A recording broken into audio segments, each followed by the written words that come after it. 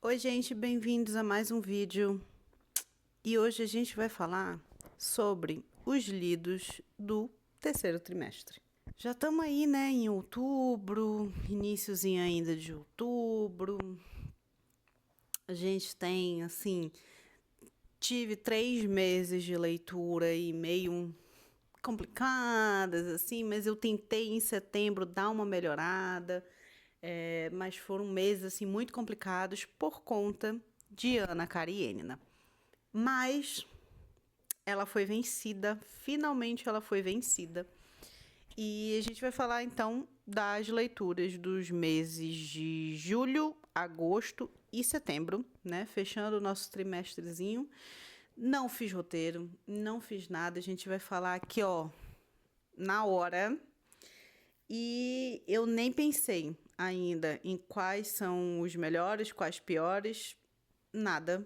A gente vai ver agora ao vivo e a cores. Vamos lá. Vamos começar por julho. Nós tivemos a leitura de Sea of Tranquility, A Amiga Genial, A História do Amor de Fernanda e Isaura, Fim, Ana Karenina, que foi terminado, na verdade, no último dia.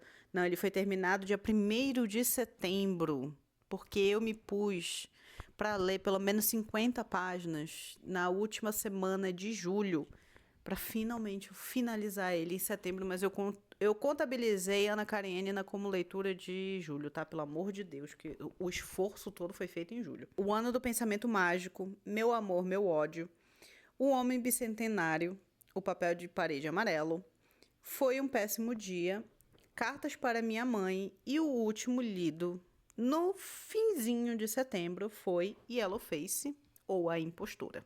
3 piores leituras, gente, meu Deus. Não foram leituras ruins, tá? De novo, eu falei isso acho que em todos os trimestres. Eu não tive leituras ruins do tipo assim, meu Deus, como esse autor ousa publicar uma coisa desse tipo.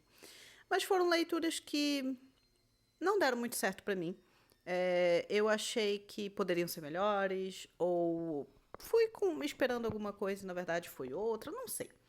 Mas eu colocaria aqui Sea of Tranquility, A História do Amor de Fernanda e Isaura. Eu não tenho um terceiro. Eu não tenho um terceiro que foi assim, nossa, poxa, podia ter sido melhor. Não tenho um terceiro livro para colocar, gente. Não tenho. Eu acho que vamos só de 2. As piores leituras, que não foram piores, né? Que foram assim, as mais, né? Que a gente. Ai, não podia ter sido melhor, não podia.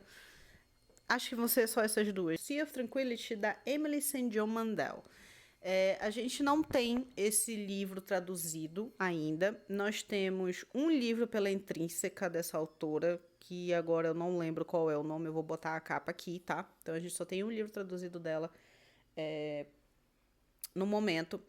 E Sea of Tranquility, ele foi um livro que eu li bem rápido. Eu dei. Quantas estrelas que eu dei pra ele? Ó, eu dei 3,5, né? Inclusive, acho que eu dei 3 estrelas pra o do Suassuna. Mas o que que acontece com Sea of Tranquility, né? A sinopse dele, por alto, é um livro de ficção científica, tá? E aqui a gente vai acompanhar 3 personagens, basicamente, e uma certa anomalia que acaba meio que juntando a história deles. Eles não chegam exatamente a se ver, mas essa anomalia faz com que eles tenham uma certa relação entre si, né? Todos os 3 eles presenciam essa anomalia. E aqui a gente tem um personagem principal que está investigando essa anomalia, né? Então a gente tem cada um desses personagens, eles estão num momento em um ano separado. Alguns estão no passado ali, se eu não me engano, em 1920 por aí, pós Primeira Guerra ou pré Primeira Guerra. Aí a gente tem um outro no ano, uma outra personagem, né, no ano do Covid, e depois personagem lá na frente, 2046, 2146, alguma coisa assim. E aí a gente tem um personagem principal, de fato, que ele vai investigar essa anomalia e ele vai dar saltos no tempo, né, para poder ver e interrogar essas pessoas de fato. O que acontece com esse livro? Para mim, o que pegou, assim, a explicação é interessante, a resolução ela é interessante, mas o que pegou para mim é que não existe desenvolvimento para esses personagens. Então eu senti muito como se eles estivessem ali, não cumprem um propósito, ou podem até cumprir um propósito porque eles são pessoas que estavam presentes nessa anomalia, mas para mim o problema mesmo real é que não existe, sabe? Não existe nenhum desenvolvimento para esse personagem, você não se apega, não se aprofunda, a história deles, mas também, sabe? Então, eu fui com muita expectativa para esse livro porque eu comecei a ler e eu fui engolindo o livro. Então eu esperava mais e não foi. Já para a história do amor de Fernando e Isaura do Suassuna, ele é para ser meio que um reconto ali, né, mais regionalista, da história de Tristão e Isolda. É Tristão e Isolda, né, se não me engano. E eu acho que a única coisa que me pegou é realmente acho que foi a forma de contar do Suassuna, assim, uma coisa muito... A escrita dele é muito boa, mas eu acho que o meu problema foi mais essa questão, assim, porque é uma história de amor, mas, é uma história de amor muito... É o famoso insta-love, né? Se viram, se apaixonaram e é isso, a gente vai embora, a gente vai viver esse mundo... E isso não me pega muito, sabe? Tipo, mesmo que eu sei que é baseado, né, nessa lenda, né, desse romance que tem entre esse cavaleiro, que é o Tristão, e a Isolda, que é uma princesa irlandesa. E no caso, né, ela é um amor meio... eu diria que proibido, vamos dizer assim que proibido, eles não podem ficar, ele se apaixona por ela, mas ela estava prometida ao seu tio, mas aí eles se apaixonam e eles vivem esse amor muito secreto, até que o tio descobre, né, no caso de Fernando e Isaura, né? Esse tipo de história eu gosto de ver assim pela historicidade, mas ele não me pega como um romance de fato, porque não rola muito comigo isso, sabe? Tipo, o romance já não funciona pra mim normalmente, gente. Então, tu imagina o romance que ele acontece instantaneamente. Agora, vamos falar dos 3 melhores. Tive boas leituras, tá? Aqui eu não tenho certeza se eu vou colocar Ana Karenina, porque definitivamente Ana Karenina, ele merece... Ele vai ter um vídeo só pra ele, né? Para essa leitura. Ele merece, assim, uma posição bem diferentinha, bem separada. Quem já leu a minha resenha no Instagram sabe que eu tô falando que foi uma leitura complicada no geral, porque eu tive muitos altos e baixos com a leitura. Partes muito interessantes e partes muito chatas, na minha opinião. Então, assim, é um clássico que eu fiquei meio... E, tipo assim, isso eu estou falando, claro, né? Eu não falei isso no Instagram, mas eu tô deixando bem claro aqui.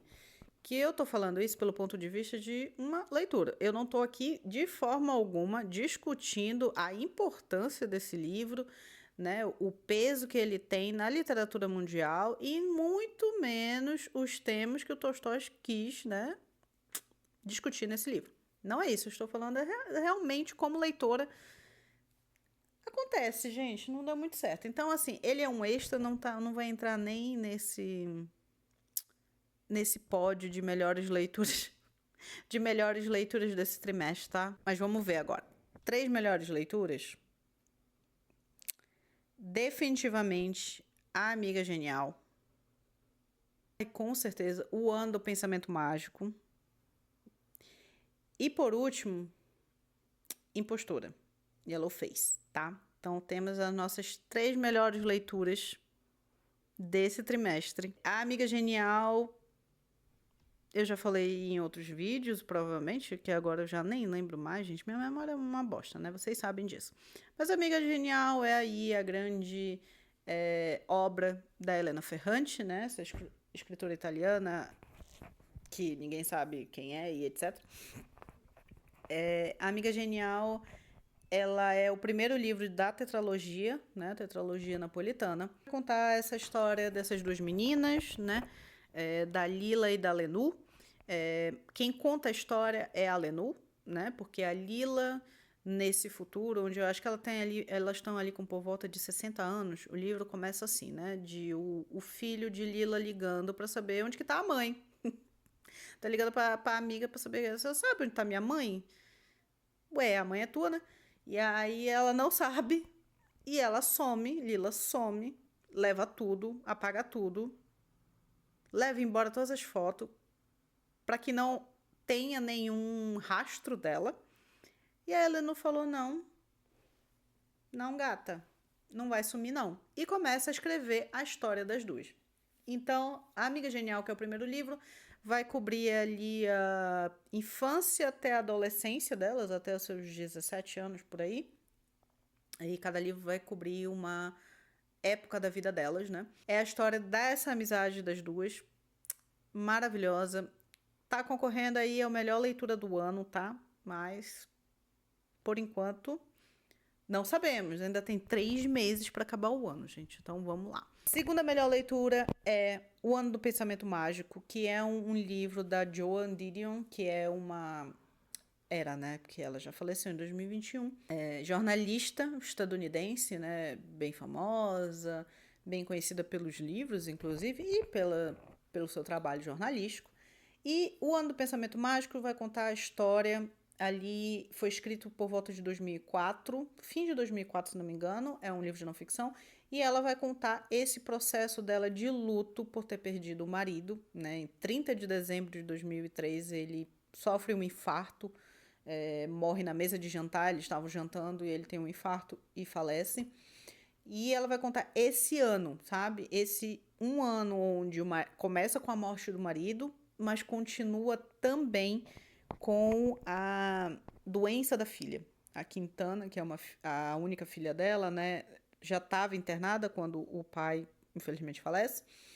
Mas ela sofre diversas questões, né? Tipo, estava inconsciente, fica consciente, sai do hospital, passa mal de novo, volta para poder fazer uma cirurgia de muito risco, né?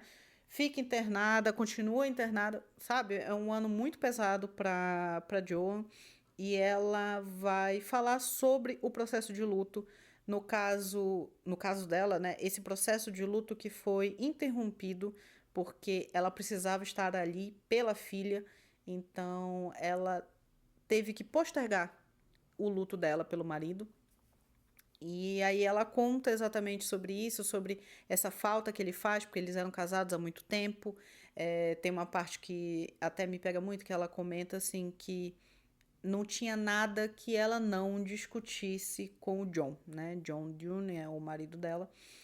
E que é muito triste, porque, tipo, a situação dele ter falecido, de ter que ter ido no hospital, e aí ela olha os sapatos, ela pensa, o John vai precisar disso quando ele voltar, só que ele não vai voltar, porque ele já faleceu. Então, esse processo de você aceitar isso, e como o luto, ele também é um tipo de transtorno que você precisa cuidar, mas as pessoas relevam muito e falam, é coisa com o tempo, é com o tempo vai curar, o tempo vai passar.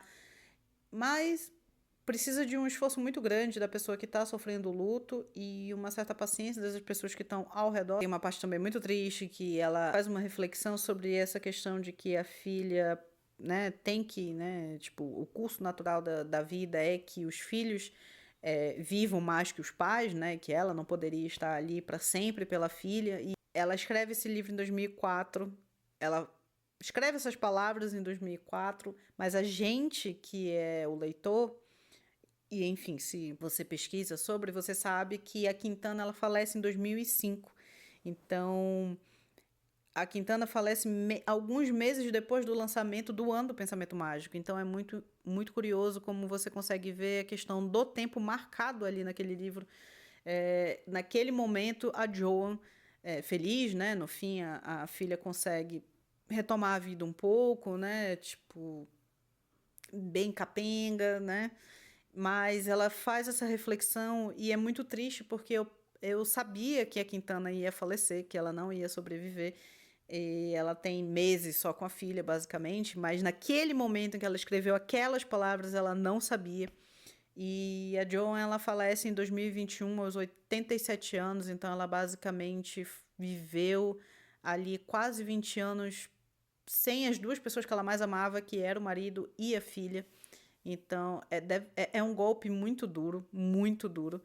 E essa parte onde ela vai falar sobre o falecimento da filha é no livro Noites Azuis. Eu já comprei, obviamente, porque agora eu quero ler.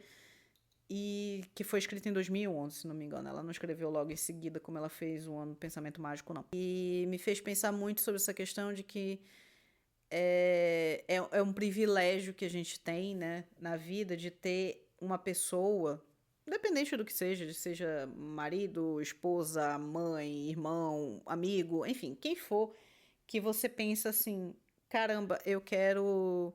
Uma coisa boa aconteceu, eu vou contar pra essa pessoa. Uma coisa ruim aconteceu, pô, eu vou extravasar com essa pessoa. Nossa, uma coisa engraçada, hoje em dia, tipo, memes, pô, eu quero muito mandar pra essa pessoa. É um privilégio ter isso, sabe? E ela perde essas duas pessoas, assim, muito um seguido do outro. É um livro muito triste. E por último, nós temos Yellowface. Eu não vou me alongar sobre Yellowface porque eu quero fazer um vídeo sobre A Impostora, que é um livro da R.F. Kuang. É a mesma autora de Babel, da trilogia da Guerra da Papoula. Maravilhosa, traz temas políticos e sociais para os livros dela, todos, especialmente históricos, né? A Kuang Gente, eu nunca lembro que a Mona é tanta coisa, mas se eu não estou enganada, ela é historiadora e agora ela é linguista também. Ai, mas eu sei que ela tem formação em estudos chineses, ou tá tendo agora, em história chinesa. A Mona é braba. E aí, Yellowface é um livro dela contemporâneo, né? E esse livro basicamente vai contar sobre a história de duas amigas, não sei se eu nem vou botar dessa forma, mas que é a Athena e a Juniper. Athena, ela é filha de chineses, de descendente, né? Tem uma descendência chinesa. E a Juniper, ela é uma estadunidense branca, normal. E aí o que acontece? A Athena morre, mas ela era essa autora muito bombada, essa autora que vendia muito, era rica, ganhava tudo, era uma ótima aluna, aquela coisa toda. E Juniper foi uma estreante, né, no mercado literário, flopada. Basicamente, o primeiro livro dela não vendeu bem, e aí ela começa a criar essa ideia na cabeça dela de que Atena e qualquer outra minoria, né, enfim, tá querendo roubar o espaço dela, o espaço de pessoas brancas como ela, que ninguém mais quer ler sobre pessoas brancas, aquela coisa toda, né, gente? Vocês já ouviram essas pessoas por aí, né? Falando de. Ai, porque agora é a cultura woke. É a cultura woke, entendeu? Enfim, temos bastante coisa para conversar sobre esse livro, mas eu vou fazer. Eu ainda não fiz nem a minha resenha, porque esse livro ele foi lido pro clube de leitura da Sul, então ainda vai ter a discussão. Quando tiver discussão, aí eu faço todas as minhas opiniões, faço resenha, etc. Enfim, Athena morre, Juniper está presente no dia que ela morre, e aí o que ela faz? A gata rouba os manuscritos de Athena, de um livro que vai falar sobre o Chinese Labor Corps, que são os trabalhadores chineses na Primeira Guerra Mundial, e ela publica. Ninguém sabia ainda, né, da existência desse novo livro da Athena. E a Juniper pega e publica, né? Ela modifica, obviamente, ela termina, porque era só um manuscrito, ainda não estava finalizado. E ela começa a se convencer, né, dentre todo o privilégio branco dela, de que realmente aquele livro é dela, que aquele livro publicado só foi bom, só foi o que foi por conta dela. E é um livro de thriller, eu não esperava que fosse um livro de thriller, mas é um livro de thriller que vai falar sobre o mercado editorial, sobre privilégio branco, obviamente, vai falar sobre questões raciais, vai comenta muito sobre essa bolha, né, que a gente vive. Ela fala muito sobre o Twitter, ela vai falar muito sobre críticos literários. E a Kwang, ela faz aqui uma crítica, eu acho tão bem construída, porque eu achei muito inteligente a construção dela, né, de tudo, de a gente estar na cabeça, né, dessa personagem principal, que é a Juniper, tá? Ela é a principal. E a gente ver as coisas pela ótica dela e vê-la tentando se convencer de que o que ela está fazendo é correto, que não é um problema, que realmente ela é a vítima.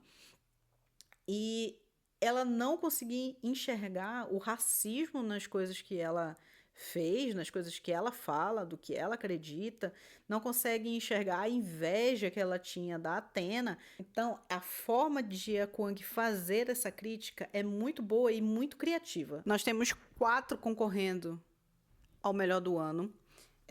Sim, eu já falei isso nos outros vídeos. Esse ano foi um ano mais difícil de leitura para mim. Eu não tive leituras horrorosas, nem nada do tipo, nem de qualidade duvidosa. Mas eu também não tive muitas leituras que me arrebataram, igual foi ano passado, sabe? Que eu li. Ai, gente, eu li tanto livro bom ano passado, meu Deus. Esse ano foi um ano bem complicado. Então, estamos indo aí para 4 livros para concorrer melhor do ano. E a coisa maravilhosa é que 3 são brasileiros. Mas, assim, 2024 foi um ano um pouco difícil de leituras. Ana Karenina, ela me deu uma grande ressaca.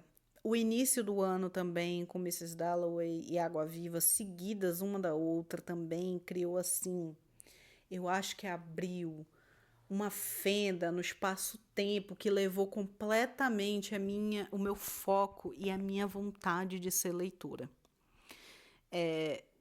E, obviamente, gente, isso não é um problema com esses livros, é o efeito que eles causaram em mim, infelizmente, foi mais ou menos isso daí. Ana Karenina realmente me deu uma grande ressaca literária. Enquanto eu estava lendo, eu não conseguia ler outros livros, entendeu?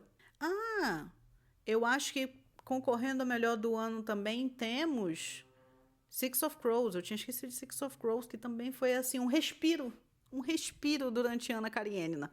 Essa foi a nossa lista do terceiro trimestre. Nossa próxima lista será do fim do ano, que vai ser um grande recap, que vai ser finalmente decidir quem é que ganha, quem que ganhou nesse ano, como é que foi o saldo de leitura. Eu tô um pouco animada, são 3 meses para acabar o ano, gente. Vocês têm noção de uma coisa dessa? 3 meses. E são 3 meses ainda que dá para eu recuperar algumas leituras, né? Um pouquinho do meu ritmo, que realmente foi pesado, gente. Foi bem pesado. Algumas decisões de leituras que eu fiz me deixaram malucas. Mas é isso, conta pra mim aqui quais os melhores livros que você leu até agora, até o momento. Quais foram os melhores livros que você leu nesses últimos 3 meses, desde julho? Me diz quais foram os livros que vocês mais gostaram. Quem que tá competindo a melhor do ano? Me conta. E é isso, gente. Muito obrigada por assistirem mais um vídeo.